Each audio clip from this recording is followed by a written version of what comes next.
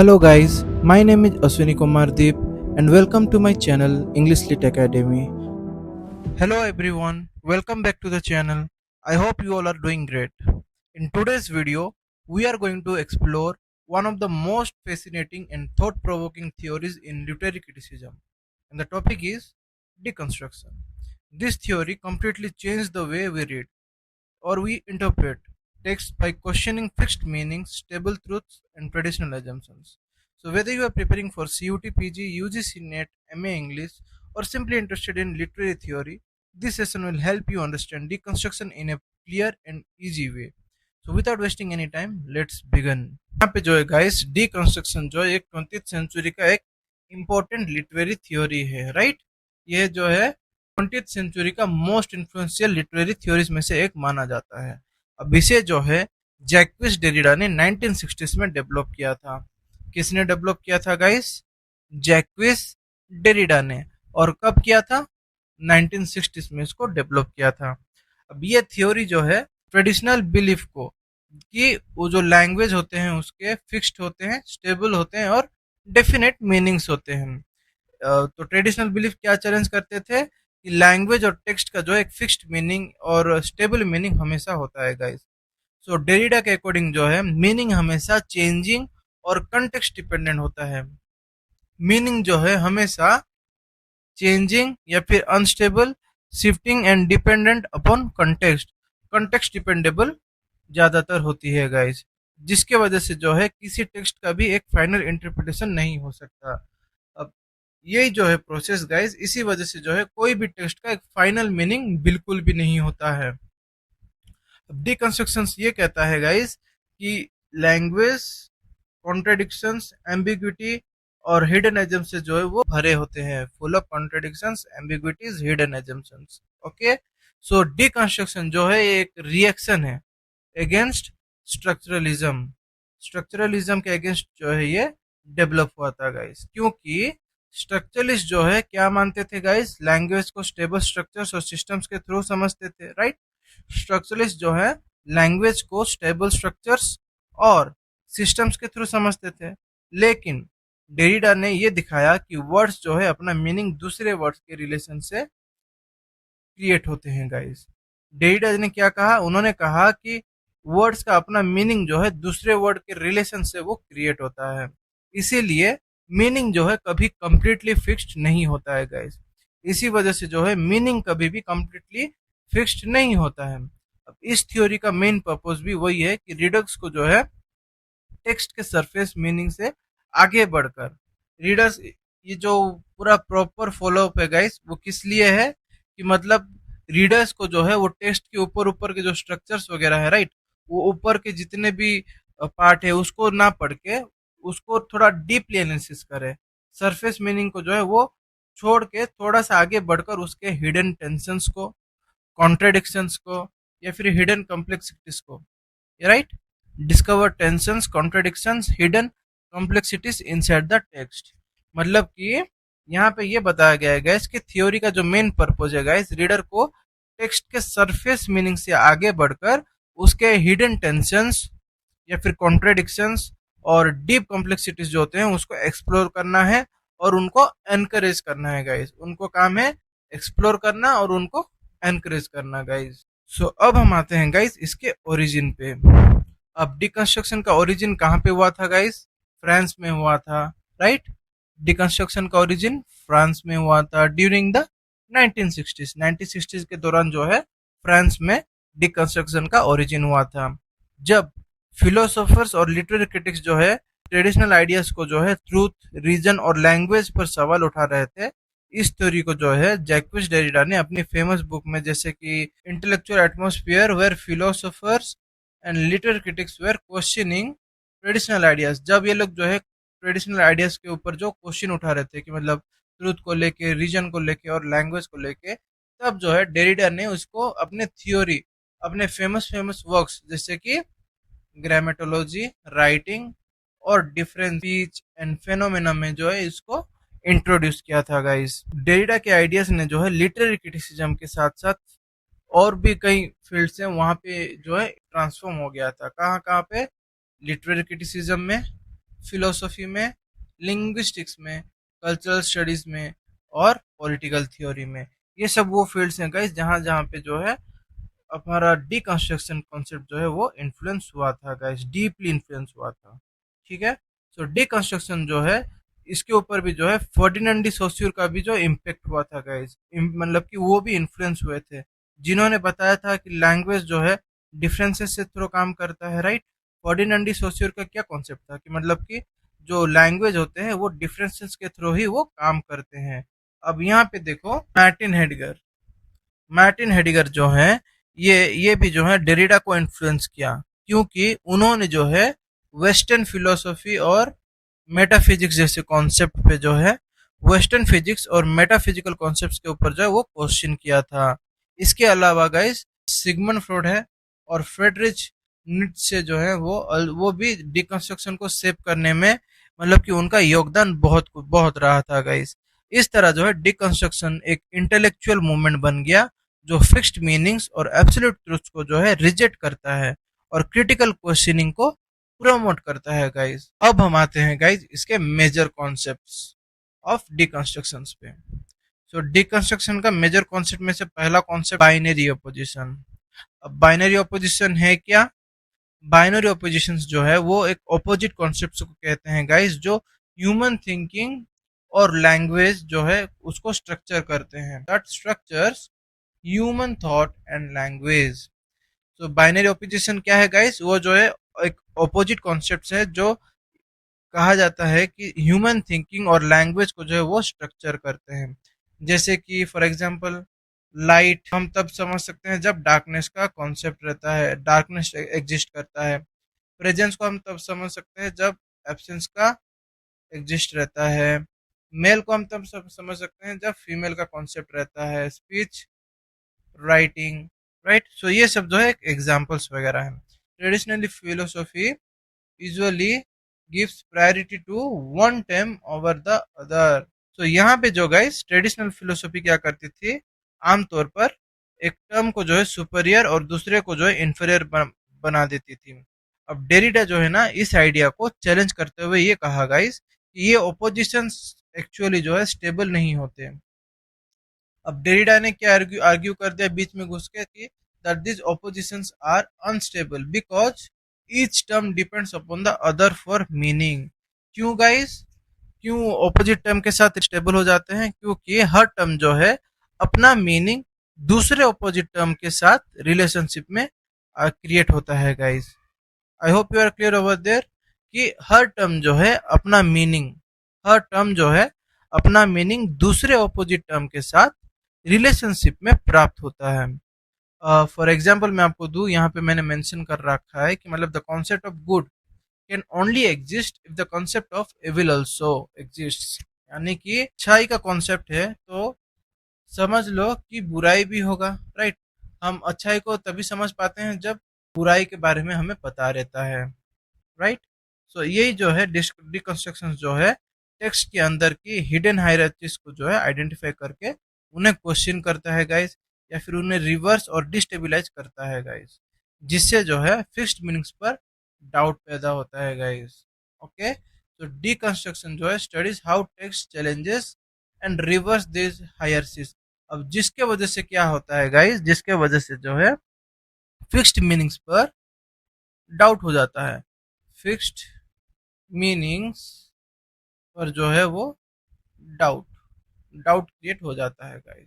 I hope you are clear with this binary opposition concept. Difference जो है guys Derrida का सबसे important concept है गाइस, जिसमें डिफरेंस ये जो वर्ड है, डिफरेंस टू मीनिंग्स है, लाइक डिफरेंस है उसमें से और एक डिफरल है गाइस।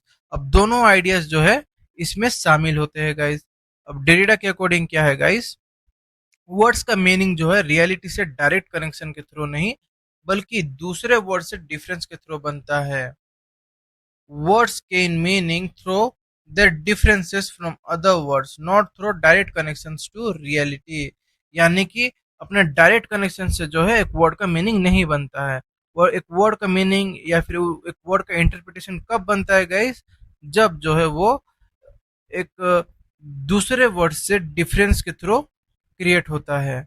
साथ ही गाइस मीनिंग जो है कभी कंप्लीटली प्रेजेंट नहीं होता है, क्योंकि हर वर्ड का एक्सप्लेनेशन किसी और वर्ड की तरफ जो है उसे ले जाता है। अब इस प्रोसेस में जो है मीनिंग कंटिन्यूसली पोस्टपोन होते रहता है या फिर डिफर होते रहता है, और कभी कभी तो गाइस फाइनल फॉर्म तक तो हम पहुंच ही नहीं पाते हैं गाइस। कभी कभी इसके वजह से क्या होता है, हम फाइनल फॉर्म यानी कि एंडलेसली फाइनल फॉर्म तक तो हम पहुंच ही नहीं पाते हैं। फॉर एग्जाम्पल वर्ड यहाँ पे मेंशन करूँ ट्री, ठीक है।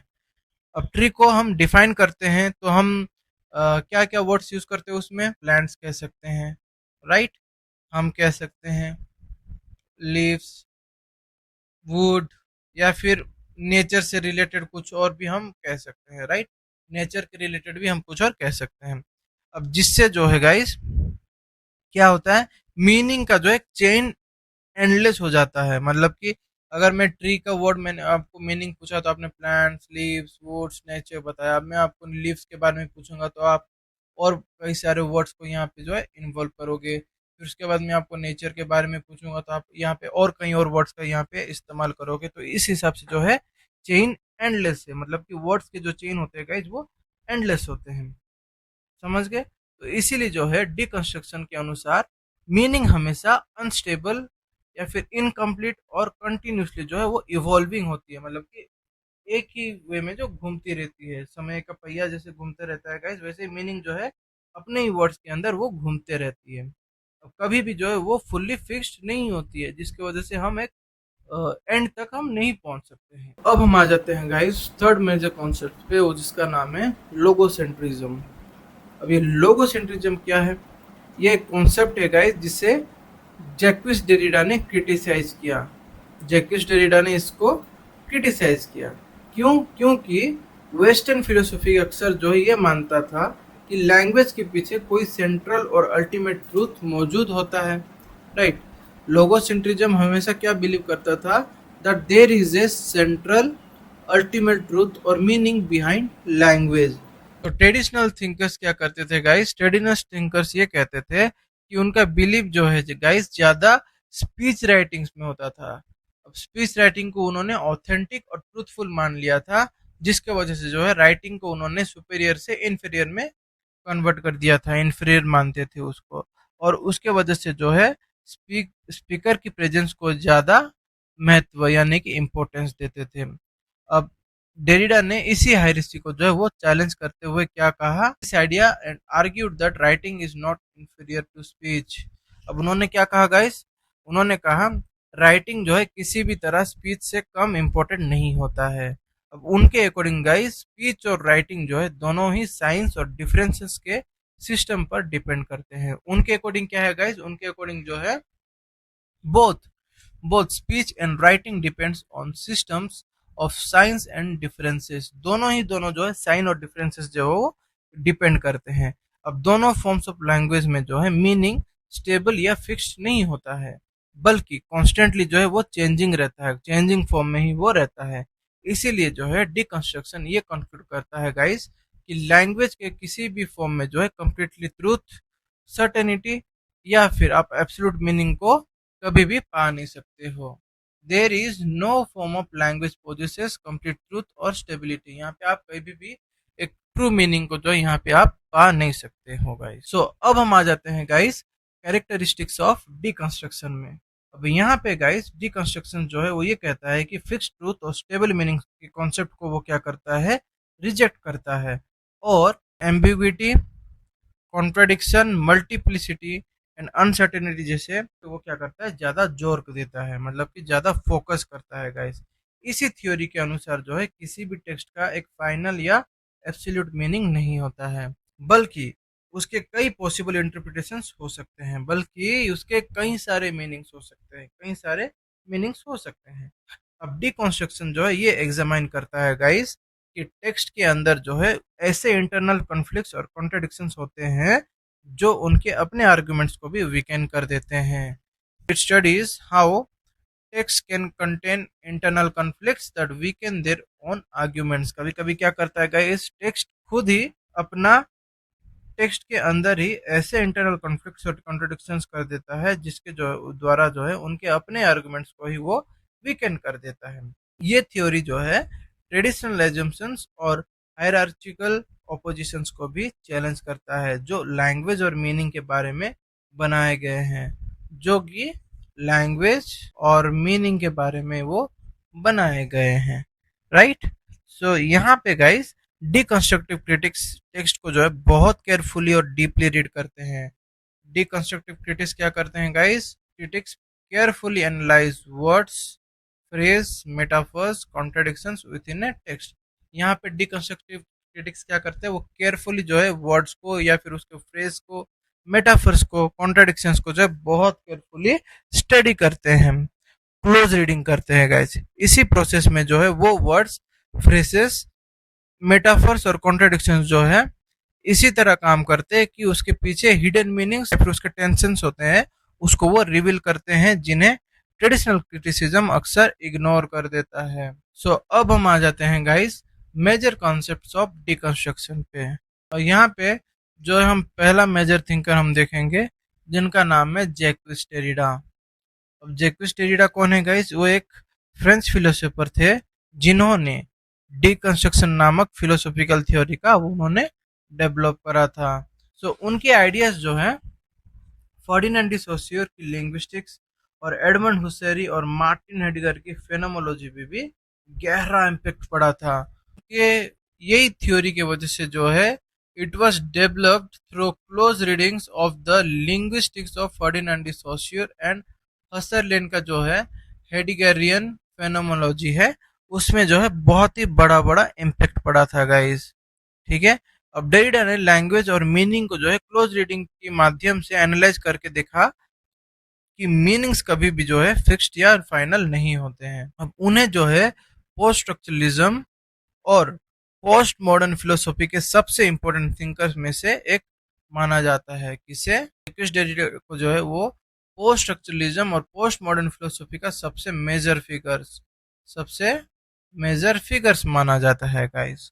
तो यहाँ पे हालांकि उन्होंने खुद को इन लेवल से अलग रखा था, मतलब खुद को उन्होंने इस कंप्लीट कॉन्सेप्ट से उन्होंने उनको खुद को अलग रखा था गाइस, लेकिन डिकंस्ट्रक्शन के जो सेंट्रल फिगर के रूप में उन्हें ट्रेडिशनल आइडियाज को जो है ट्रूथ, सर्टेनिटी, हायरार्की, इस पे क्वेश्चन करने पे मजबूर कर दिया था। क्वेश्चन करने में जो है इसे चैलेंज कर दिया था, बेसिकली जो है इनको चैलेंज कर दिया था गाइस। अब डेरिडा ने डिफरेंस, स्ट्रेस और लोगोसेंट्रिज्म जैसे ऐसे इन्फ्लुएंशियल कॉन्सेप्ट्स को इंट्रोड्यूस किया था, राइट। मैंने आपको पहले स्लाइड में मैंने आपको बता दिया था कि डेरिडा ने जो है डिफरेंस, स्ट्रेस और लोगोसेंट्रिज्म जैसे मेन इन्फ्लुएंशियल कॉन्सेप्ट्स को उन्होंने क्या करा था, इंट्रोड्यूस कर दिया था, जो कि लैंग्वेज की इंस्टेबिलिटी को एक्सप्लेन करता था गाइस।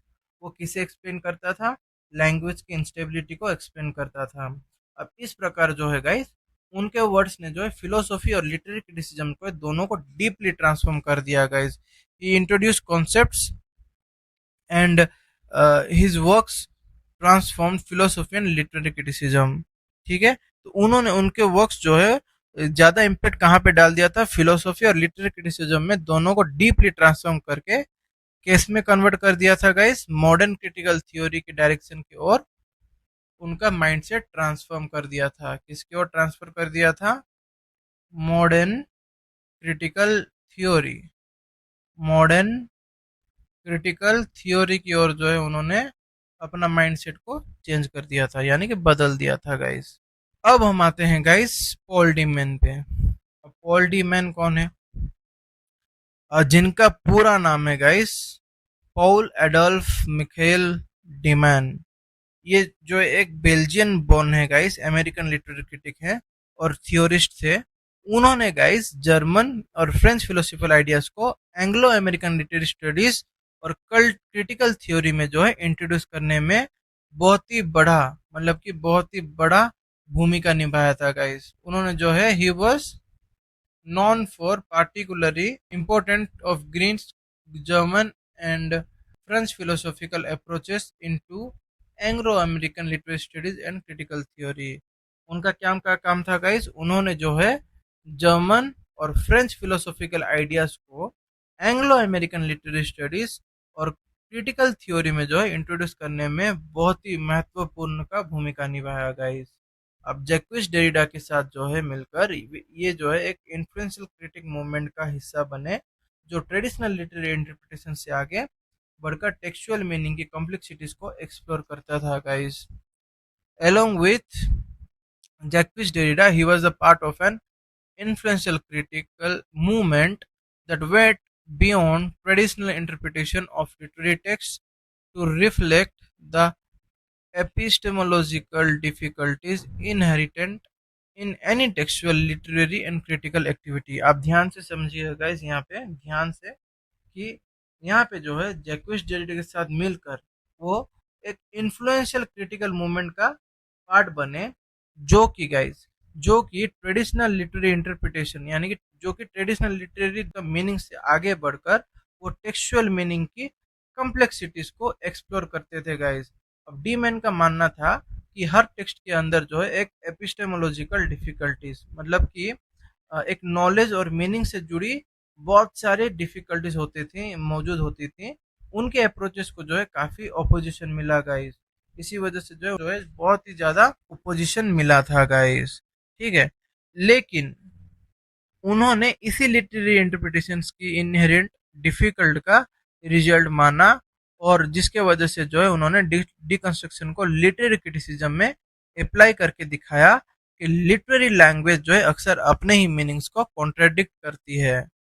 ठीक है, जिसके वजह से जो गाइस डिकंस्ट्रक्शन को जो उन्होंने लिटरेरी क्रिटिसिज्म में अप्लाई करके दिखाया कि लिटरेरी लैंग्वेज जो है वो गाइस अक्सर अपने ही मीनिंग्स को क्या करती है गाइज, वो कॉन्ट्रेडिक्ट कर देती है। यहाँ तक था गाइज, हमने जितना भी अच्छा ही था, हमने एक टेक्स्ट का पूरा एक कॉन्सेप्ट का या फिर लिटरेरी थ्योरी का हमने बहुत ज़्यादा अच्छा ही कर दिया गाइज।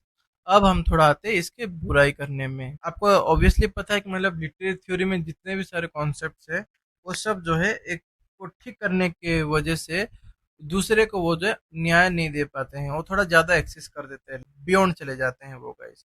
तो यहाँ पे जो है हम वही जानेंगे कि क्रिटिसिज्म क्यों मिला था डिकंस्ट्रक्शन को। अब इसमें जो है डिकंस्ट्रक्शन के खिलाफ दिए गए कुछ मेजर क्रिटिसिज्म्स को हम यहाँ पे एक्सप्लेन करेंगे कि कई क्रिटिक्स ये मानते हैं कि डिकंस्ट्रक्शन जो है गाइस एक्सेसिव अनसर्टेनिटी को वो क्या करता है, क्रिएट करता है। Right, it creates excessive uncertainty, it creates excessive uncertainty. अब जिसके वजह से जो गाइस इंटरप्रिटेशन को एंडलेस बना देता है। और क्या होता है गाइस, इससे डिफरेंट मीनिंग्स को जो है वो क्या करता है, मीनिंग्स को ही एंडलेस बना देता है कभी, यानी कि एक टेक्स्ट का मीनिंग जो है कभी भी खत्म नहीं होता है, इससे भी फाइनल कंक्लूजन नहीं मिल पाता है, या फिर कोई भी वो फाइनल कंक्लूजन तक पहुंच ही नहीं पाता है और ज्यादा उसे मुश्किल हो जाता है गाइस। अब कुछ स्कॉलर्स का ये मानना है कि गाइस ये थ्योरी जो है मीनिंग को इतना अनस्टेबल बना देती है कि कंफ्यूजन और रिलेटिविज्म में भी सिचुएशन पैदा हो सकती है guys. Some believes it destroy meaning completely and leads to confusion और रिलेटिविज्म। ये दोनों में जो है ज़्यादा कंफ्यूजन पैदा कर देती है या फिर एक सिचुएशन पैदा कर देती है हाइपर टाइप का। इस थ्योरी के अक्सर जो है बहुत सारे एब्स्ट्रैक्ट यानी कि फालतू या बेफिजूल या फिर कॉम्प्लेक्स या फिर हाईली फिलोसॉफिकल होने के लिए भी क्रिटिसाइज किया जाता है गाइस। अब ट्रेडिशनल क्रिटिक्स ये आर्गुमेंट देते हैं कि अगर मीनिंग्स हमेशा अनस्टेबल है तो इफेक्टिव कम्युनिकेशन कैसे होगा, एक अंडरस्टैंडेबल कॉन्सेप्ट कैसे निकलेगा, कोई अगर क्वेश्चन पूछेगा तो भी उसको कैसे आप जा पाओगे। राइट, तो इसी वजह से जो कुछ रिसर्चर्स का ये कहना है कि डिकंस्ट्रक्शन लैंग्वेज जो है उस लैंग्वेज के ऊपर ज़रूरत से ज़्यादा फोकस करता है और हिस्टोरिकल, पॉलिटिकल और सोशल रियलिटी जैसे फॉर्म्स को वो क्या करता है, कम्प्लीटली इग्नोर कर देता है guys, completely ignores history, politics and social reality जैसे फॉर्म्स को वो क्या करता है, वो इग्नोर कर देता है।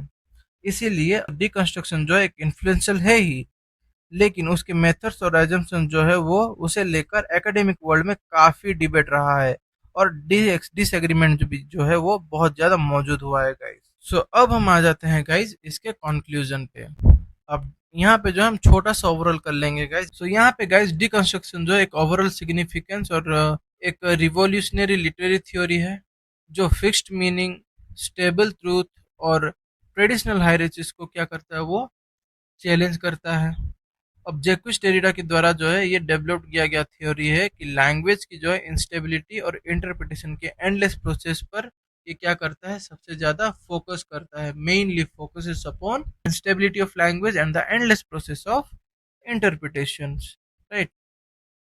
इसका अनुसार अगर आप देखो तो रीडर्स को जो है टेक्स्ट के अंदर छिपे कॉन्ट्रडिक्शंस, एम्बिग्विटीज और हिडन एजम्पशंस को जो है वो आइडेंटिफाई और एनालाइज करना चाहता है गाइस। और डिकंस्ट्रक्शन हमें ये भी समझाता है कि किसी भी टेक्स्ट का जो है एक फाइनल या एब्सोल्यूट मीनिंग नहीं होता है। अगर इस थ्योरी को अनसर्टेनिटी या फिर कॉम्प्लेक्सिटी क्रिएट करने के लिए क्रिटिसाइज करते हो तो फिर भी जो है ये मॉडर्न लिटरेरी क्रिटिसिज्म की सबसे इन्फ्लुएंशियल अप्रोचेस में से एक मानी जाती है। मतलब although the theory has been criticized for creating uncertainty and complexity, it remains one of the most influential approaches in the modern literary criticism, guys. अब यहाँ पे जितना भी आप इसका क्रिटिसिज्म देख लो, आप क्रिटिक्स के जितने भी आप यहाँ पे डिसएग्रीमेंट या डिससेटिस्फेक्शन देख लो, फिर भी जो है गाइस ये एक अपने एरा का या लिटरेरी मॉडर्न लिटरेरी क्रिटिसिज्म का सबसे इन्फ्लुएंशियल अप्रोचेस में से एक माना जाता है। अगर अंत में जो गाइस डिकंस्ट्रक्शन जो है क्रिटिकल थिंकिंग को प्रमोट करता है, डिकंस्ट्रक्शन जो है वो क्रिटिकल थिंकिंग को प्रमोट करता है और रीडर्स को ये समझाने में मदद करता है कि मीनिंग जो है कभी भी सिंपल, फिक्स्ड या फाइनल नहीं होता है। Meaning is never simple, fixed और final guys. So thank you everyone guys for watching this video. I hope कि आज का डिस्कशन जो है आप सबको इसके कॉन्सेप्ट्स के ऊपर क्लियरेंस लाया हो। सो अगर आपको ये लेक्चर अच्छा लगा तो हेल्पफुल लगा तो वीडियोस को लाइक, शेयर और चैनल को सब्सक्राइब ज़रूर कर देना गाइस, जिसमें जो है आपको और भी ज़्यादा टॉपिक्स मिलता रहेगा और हमें भी एक सपोर्ट मिलेगा कि हम भी जो है आपके लिए क्वालिटी अच्छे अच्छे लेक्चर्स को आगे भी लाते रहेंगे। So until then keep reading, keep questioning and keep exploring literature from new perspectives. Thank you and see you in the next lecture.